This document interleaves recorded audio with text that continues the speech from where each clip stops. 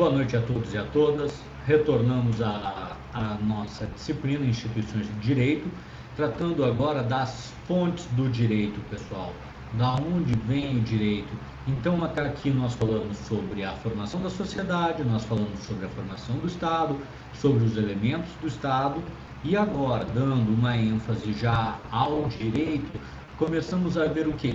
As fontes do direito, preparando para tratarmos sobre o que é o direito propriamente dito e ainda entrando na análise da dicotomia direito público e direito privado, quais são as disciplinas que compõem o direito público, quais são as disciplinas que compõem o direito privado e encaminhando para, no segundo momento, podermos, após a semana de avaliações, analisarmos então o direito público de uma maneira mais intensa, falando sobre o artigo 5º da Constituição, sobre os direitos e garantias fundamentais, dando uma visão panorâmica da Constituição, os temas que têm aplicabilidade constitucional, puxando ainda a questão dos direitos humanos, da proteção da mulher e principalmente o papel do contador, onde o contador entra nesse contexto, qual a relevância do contador no mundo contemporâneo, qual a relevância do contador em relação ao direito. E eu tenho certeza que chegaremos ao final com essa perspectiva de o que é o Estado, quais são os entes que integram o Estado, que compõem o Estado, e de que forma o contador vai atuar face ao direito e face ao Estado. Então, dando continuidade, aproveito aqui simplesmente para, antes de entrarmos no aspecto técnico da dicotomia, da separação em fontes do direito, trazer uma reflexão. O Arnold, em 1971, já dizia o quê? Que o direito corresponde a uma certa atitude, uma forma de pensar, uma maneira de referir-se às instituições humanas em termos ideais. Trata-se de uma exigência do senso comum profundamente arraigada, enraizada, no sentido de que aquelas instituições de governo dos homens e de suas relações simbolizam um sonho, uma projeção ideal, dentro de cujos limites funcionam certos princípios, com independência dos indivíduos. Ou seja, nós vamos ter o direito como um ideal, como algo que vai organizar, que vai sistematizar, que vai melhorar a nossa vida em sociedade. Então, as instituições dos homens e as suas relações, elas têm que simbolizar um sonho, um objetivo, algo além do mundano, algo que beire a perfeição, algo que nos leve a um critério de satisfação, de justo, de equilíbrio. O direito aparece, porém, para o vulgo, e quando eu digo aqui, quando o Arnold diz vulgo, ele diz a pessoa que não estuda, que não internaliza a problemática do direito. O direito aparece, porém, para o vulgo como um complicado mundo de contradições e coerências, pois em seu nome tanto se vêem respaldadas as crenças em uma sociedade ordenada, quanto se agitam a revolução e a desordem. Perfeito. Pessoal, o direito ele não conduz todos para um caminho de pensamento único. O direito permite que a gente esteja em constante aperfeiçoamento, em constante reflexão. E o pensamento, o choque de ideias, muitas vezes leva a conflito. Só que esse conflito ele tem que ser organizado, ele tem que ser sistematizado. Então, nós debatemos ideias, nós não concordamos com todas as nossas ideias. Nós vamos ver sobre as fontes do direito material em instantes e vamos ver que há um antagonismo direto, que esse antagonismo ele está presente no nosso cotidiano. Uns querem algo, outros querem. E o direito organiza a forma de livre manifestação de pensamento, de respeito, de democracia e por aí vai. Então, de uma maneira nós queremos uma sociedade organizada, mas o próprio direito também respalda a desordem no intuito de reformulação de ideias. O direito assim contém, então, ao mesmo tempo as filosofias da obediência e da revolta. servindo para expressar e produzir a aceitação do status quo da situação existente, mas aparecendo também como sustentação moral da indignação e da rebelião. É o que eu acabei de lhes falar. Nós queremos um mundo organizado, ideal. Todavia, o direito, além de alicerçar esse ideal, também permite uma repaginação, também sustenta, também dá amparo para aqueles que não estão satisfeitos, para aqueles que entendem que o ideal, que o melhor é por outro caminho. E isso é democracia. Isso é pluralidade de ideias. Nós podemos coexistir com respeito, com atenção ao direito, pacificamente. Eu posso ter as minhas ideias, vocês podem ter a ideia de vocês. Então, o direito, ele equilibra essas relações. Da mesma forma que ele vem trazer pacificação social, ele também sustenta o espaço para o debate, para a pluralidade, para trazermos ideias que nem sempre são aquelas que a maioria concorda, por exemplo. O importante é o quê? Que seja garantido o direito à liberdade de expressão. Eu posso não concordar com o que você diz, mas eu devo respeitar e lutar pelo seu direito de se expressar, de manifestar aquilo que você pensa. Ainda dentro do que é o direito, tem uma autora extremamente famosa, chamada Maria Helena Diniz, e define o direito como o conjunto de normas estabelecidas pelo poder político que se impõe e regula a vida social de um dado povo em determinada época. Nós vamos estudar melhor esse conceito posteriormente, mas eu quero que já fique na cabeça de vocês o conjunto de normas. É evidente, nós temos um arcabouço legislativo, nós temos várias leis que tratam de direito. Então, esse conjunto de normas forma o ordenamento positivo, tópico que também veremos na próxima aula.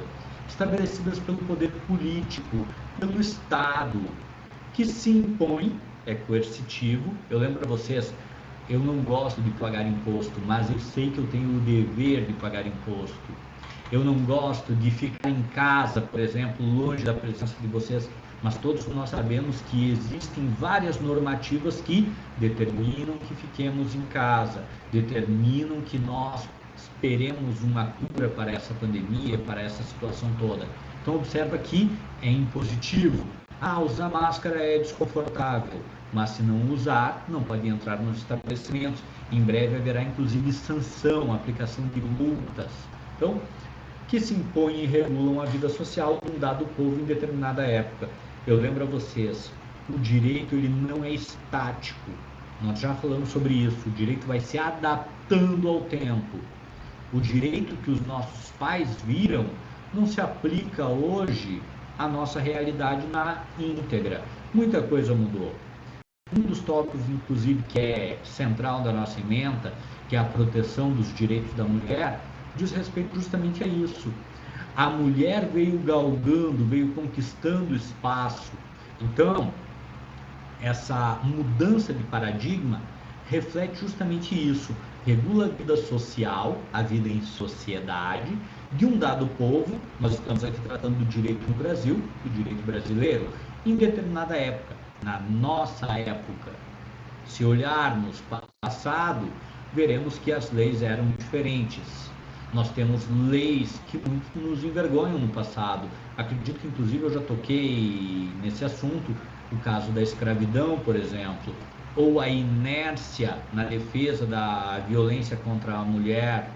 Então, várias situações que nos envergonham, mas que nós estamos galgando, que nós estamos melhorando, que nós estamos alcançando um novo padrão enquanto sociedade.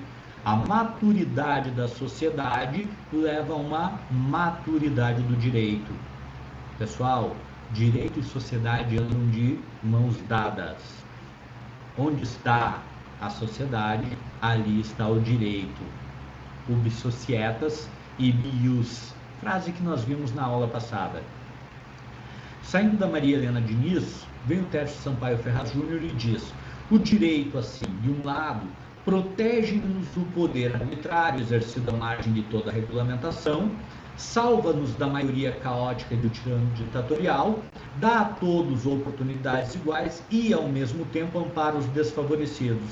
Por outro lado, é também um instrumento manipulável que frustra as aspirações dos menos privilegiados e permite o uso de técnicas de controle e dominação que, por sua complexidade, é acessível apenas a uns poucos especialistas.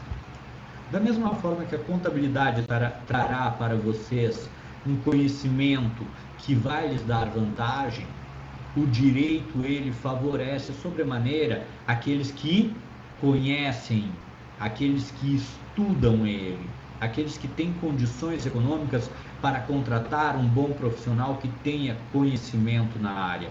Então, primeiro ponto do Tércio Sampaio Ferraz: o direito, assim, de um lado, protege-nos do poder arbitrário exercido à margem de toda regulamentação. Nós vamos ver na aula ainda de hoje que ninguém é obrigado a fazer algo senão em virtude de lei.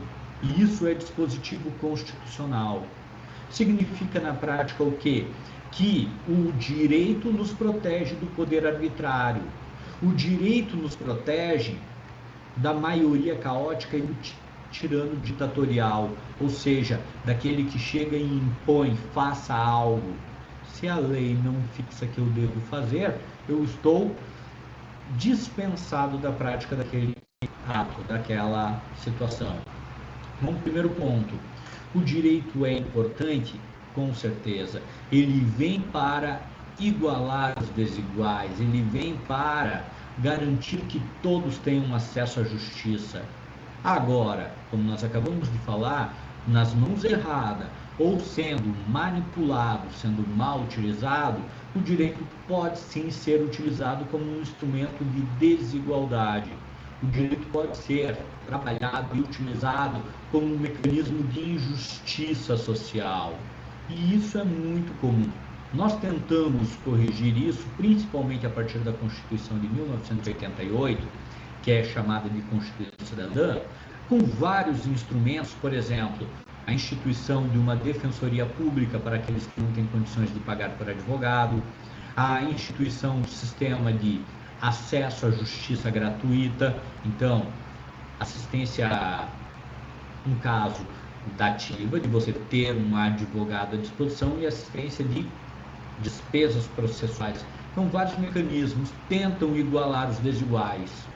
Agora, não é instrumento fácil, não é simples. O direito nas mãos de poderosos, o direito nas mãos de pessoas inescrupulosas, pode sim ser utilizado, principalmente no aspecto processual, como um mecanismo ou de impunidade ou de injustiça.